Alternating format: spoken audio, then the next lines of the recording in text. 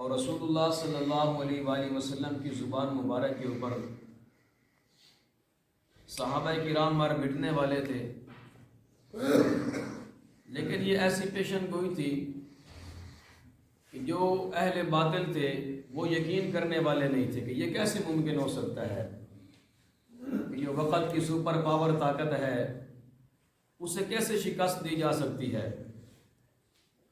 لیکن جب اللہ تبارک و تعالی نے قرآن مقدس کے اندر واضح اعلان کر دیا کہ وہ وقت دور نہیں ہے، وہ وقت قریب ہے کہ جب رومی جو ہے وہ ایرانیوں کے اوپر فتح حاصل کریں گے، ایران کو شکست دیں گے، اہل باطل کو شکست دیں گے۔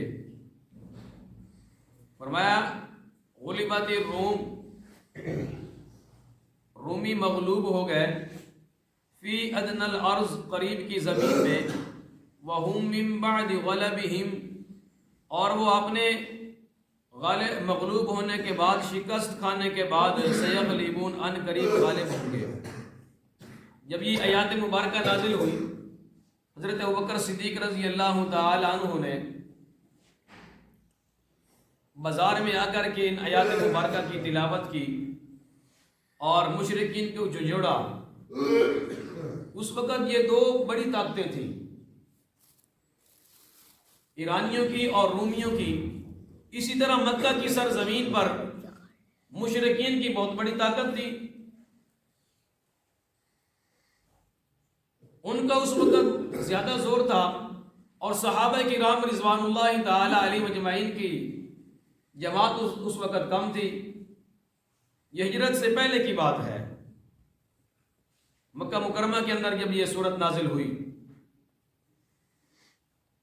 تو صحابہ کرام رضوان اللہ تعالی علیہ مجمعین کی جو ہمدردی تھی وہ رومیوں کے ساتھ تھی، کیونکہ وہ اہل کتاب تھے، اور جو مکہ کے کافر اور مکہ کے مشرک تھے ان کی ہمدردی ایرانیوں کے ساتھ تھی، چونکہ وہ بھی بت پرست تھے، یہ بھی بت پرست تھے۔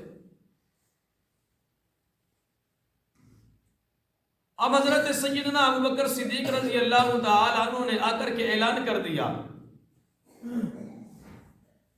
او مکہ کے مشکروں، وہ وقت دور نہیں ہے، وہ وقت ان قریب ہے کہ جب روم دوبارہ فتح حاصل کرے گا ایرانیوں کے اوپر، ایرانی دوبارہ شکست کھائیں گے۔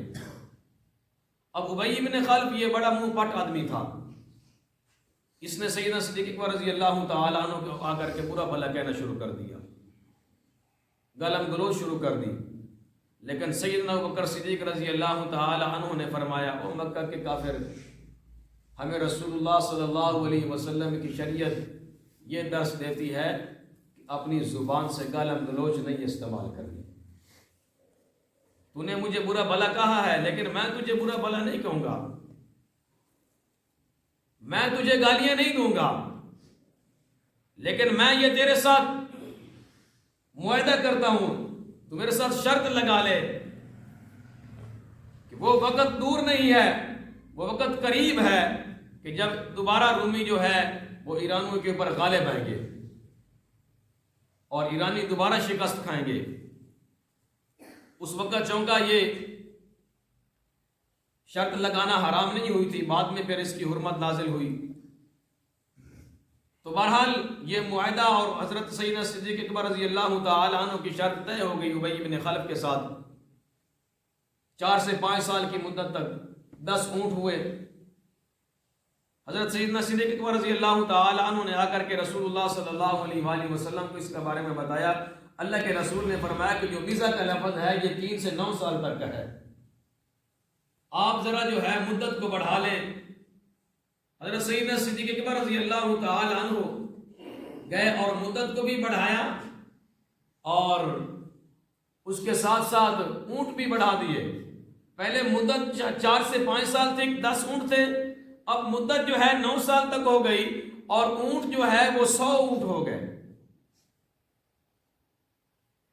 لیکن پھر ایسے ہوا کہ ہجرت ہو گئی، صحابہ کرام رضوان اللہ تعالی علیہ اجمعین مکہ سے مدینہ ہجرت کر کے چلے گئے۔ اب ہجرت کے دوسرے سال جنگ بدر قائم ہو گئی۔ جنگ بدر کی سرزمین پر صحابہ کرام رضوان اللہ تعالی علیہم اجمعین کو اللہ تبارک و تعالی نے فتح عطا فرمائی. سبحان اللہ. ادھر سے اللہ تبارک و تعالی نے صحابہ کو فتح دی اور ادھر سے پھر رومیوں نے ایرانیوں کے اوپر فتح حاصل کر لی اور جتنے بھی علاقے ایرانیوں نے اپنے قبضے میں لیے ہوئے تھے وہ سارے کے سارے رومیوں نے فتح کر لیے. اور پھر حضرت سیدنا ابوبکر صدیق رضی اللہ تعالی عنہ اس نے دیکھا کہ یہ جو ابی بن خلف جس کے ساتھ میری شرط طے ہوئی تھی وہ تو مارا گیا ہے. جنگ بدر کی سرزمین پر ابی بن خلف مارا گیا تھا. لیکن چونکہ یہ ایک شرط طے ہو چکی تھی تو سیدنا صدیق اکبر رضی اللہ تعالی عنہ نے ابی بن خلف کے بیٹوں کی طرف رجوع کیا, ان کے ورثاء کی طرف رجوع کیا کہ یہ معاملہ ہمارا طے ہوا تھا, اب یہ پورا کرو. اب آج کا دور ہوتا تو پھر وکیلوں کی طرح ہیلے بہانے شروع کر لیتے لوگ کہ بھائی نہیں, جس کے ساتھ بات ہوئی تھی وہ تو اب آدمی مر گیا ہے, ہم کیسے شرط پوری کریں گے, پھر سوچیں گے, پھر مشورہ کریں گے, کیا کریں گے کیا نہیں کریں گے. لیکن وہ مشرک تھے, کافر تھے, لیکن زبان کے پکے تھے, بات سے نہیں پیچھے ہٹنے نہیں والے تھے. آج کا مسلمان ہے جو پڑھتا ہے لا الہ الا اللہ محمد رسول اللہ اور دغا بازی بھی کر رہا ہے, جھوٹ بھی بول رہا ہے, فراڈ بھی کر رہا ہے, یہ ہمارا ایمان ہے. پھر ہم کہہ رہے ہوتے ہیں کہ یہ نام ہمارے اوپر کافر غالب آ گئے ہیں. مگر جب ہماری حرکتیں کافر والی ہوگی پھر کافر ہی غالب آئیں گے, اور کیا ہوگا. ہمارا ایمان تو راہ نہیں ہے, ہم تو زبان کے مسلمان بن چکے ہیں, زبانی کلامی. اللہ کے رسول صلی اللہ علیہ وآلہ وسلم نے اعلان فرمایا کہ جو میرا امتی ہے اس کے اندر یہ دو گناہ نہیں آ سکتے. یہ واضح اعلان کیا کہ میرے امتی کے اندر دو گناہ نہیں آ سکتے, کہ جھوٹ کا نہیں آ سکتا اور ایک فراڈ کا نہیں آ سکتا, دغا بازی کا نہیں آ سکتا. آج یہ دو گناہ ہمارے اندر کوٹ کوٹ کر بھر چکے ہیں. چھوٹی چھوٹی بات سے ہم جھوٹ بول رہے ہیں, چھوٹی چھوٹی بات پر, اور دغا بازی کر رہے ہیں, فراڈ کر رہے ہیں, دھوکہ کر رہے ہیں, اور پھر کہتے ہیں کہ ہم مسلمان ہیں.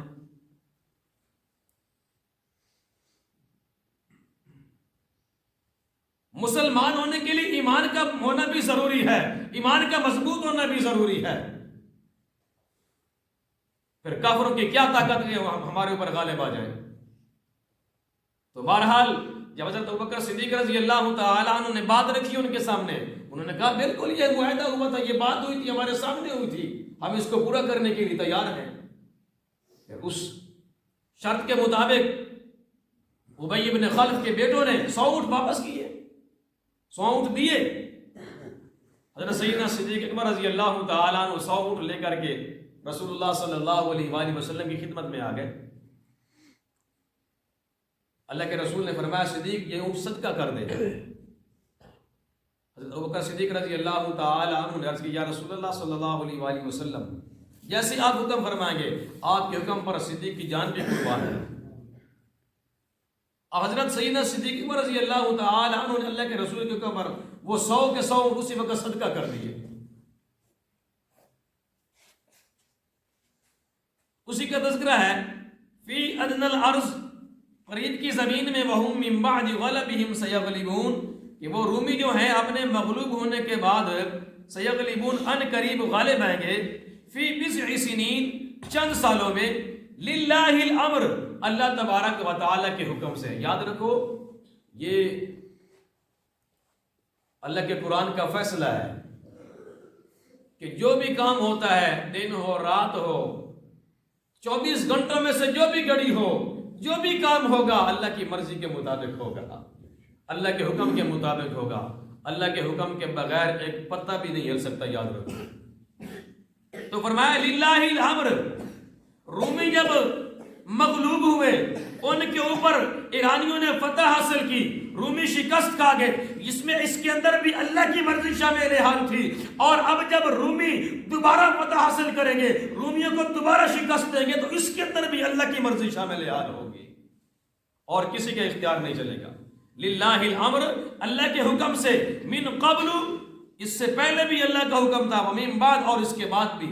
یعنی جب رومی شکست کھا گئے تو بھی اللہ کا حکم تھا, اب جب رومی دوبارہ فتح حاصل کریں گے تو بھی اللہ کے حکم سے فتح حاصل کریں گے. اب جب اللہ کے رسول صلی اللہ علیہ وآلہ وسلم 313 کو لے کر کے چلے نا مدینہ سے جنگ بدر کی طرف، اس وقت چونکہ مدینہ کے اندر یہود بہت تھے، منافق بہت تھے. عبداللہ ابن ابی رئیس المنافقین، یہ بڑے بڑے جو منافق اور کافر تھے یہود و نصارہ، یہ مذاق بنانے لگے. بھائی یہ مٹھی بھر یہ ان کفار کا کیا بگاڑیں گے، وہ تو 1000 کی تعداد میں ہیں اور ان کے پاس ساز و سامان بھی نہیں ہے. اور کیا تھا، صحابہ کرام کے پاس صرف 8 تلواریں تھیں، 8 تلواریں. 313 کا لشکر ہے، 8 تلواریں ہیں، 6 زنا ہیں.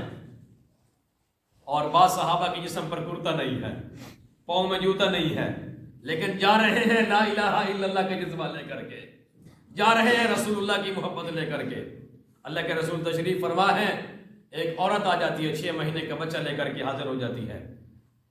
اللہ کے رسول نے فرمایا میں تیری 3 مہینے کے بچے کا کیا کروں گا؟ یا رسول اللہ مجھے بھی پتا ہے کہ یہ کسی کام تو نہیں آئے گا، لیکن جب آپ نے اعلان کیا ہے تو ہم آپ کے اوپر قربان ہونے والے ہیں. یا رسول اللہ صلی اللہ علیہ وسلم یہ جنگ میں نہیں جا سکتا، جنگ نہیں لڑ سکتا، لیکن اللہ اور اللہ کے رسول کے نام پر قربان ہو سکتا ہے. اللہ کے پیغمبر نے فرمایا کیسے؟ یا رسول اللہ جس صحابی کے پاس ڈال نہیں ہے میرا یہ بچہ اس کے حوالے کر دیجئے، جب دشمن کی طرف سے تیر آئے گا میرے بچے کو سامنے کرے گا، وہ تیر میرے بچے کے حلق کے اندر گزر جائے گا.